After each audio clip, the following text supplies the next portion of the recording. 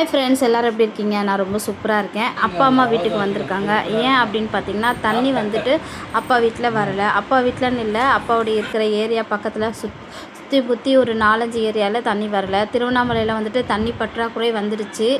ஏன் அப்படின்னா, நிறைய லாட்ஜி பெரிய பெரிய லாட்ஜி வந்ததுனால எல்லாருமே மக்களுக்கு தண்ணி இல்லாமல் போயிடுச்சு. இப்போ அதுக்கு என்ன வழின்னு எனக்குமே தெரியல. டேம்லேயே தண்ணி இல்லை அப்படின்னு சொல்லிட்டுருக்காங்க.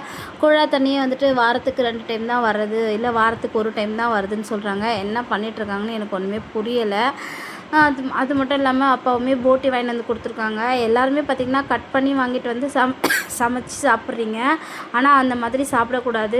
வீட்டில் வாங்கிட்டு வந்து அதை சுடு தண்ணியில் போட்டு க்ளீன் பண்ணி அதுக்கப்புறம் தான் சமைச்சு சாப்பிட்ணும். யாரெல்லாம் கட் பண்ணி சாப்பிட்டே வாங்கிட்டு வந்து சமைச்சு சாப்பிடுவீங்கன்னு சொல்லிட்டு எனக்கு கமெண்ட்ஸ் பண்ணுங்கள். அந்த மாதிரி சாப்பிட்றது உடம்புக்கு ரொம்பவுமே கெடுதல் தான். அதுக்கப்புறம் என்ன, 2 போட்டி க்ளீன் பண்ணி முடிச்சாச்சு, சமையலும் முடிஞ்சிருச்சு.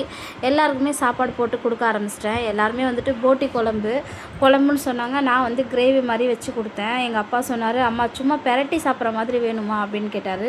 அந்த மாதிரி தான் சமைச்சு கொடுத்தேன். எங்கள் அப்பா சொன்னார், எப்படிம்மா இருக்குது, நல்லா இருக்கான்னு. நான் சொல்லக்கூடாதுப்பா, நீங்கள் தான் சொல்லணும் அப்படின்னு. சும்மானாச்சும் விளையாட்டுக்கு நான் தான்மா சமைச்சேன், எப்படி இருக்குன்னு என்னையே வந்துட்டு எங்கள் அப்பா கலாச்சிட்டு இருந்தார். நான் சொன்னேன், நீங்கள் சொல்லுங்கள் எப்படி இருக்குன்னா, சூப்பராக இருக்குமா அப்படின்னு சொன்னார். எங்கள் அம்மாவுமே வந்துட்டு நல்லா டேஸ்ட்டாக இருக்குமா, நான் வந்து போட்டி குழம்பே சாப்பிட மாட்டேன், நீ சமைச்சதுனால தான் நான் சாப்பிட்றேன் அப்படின்னு சொல்லிட்டு இருந்தாங்க.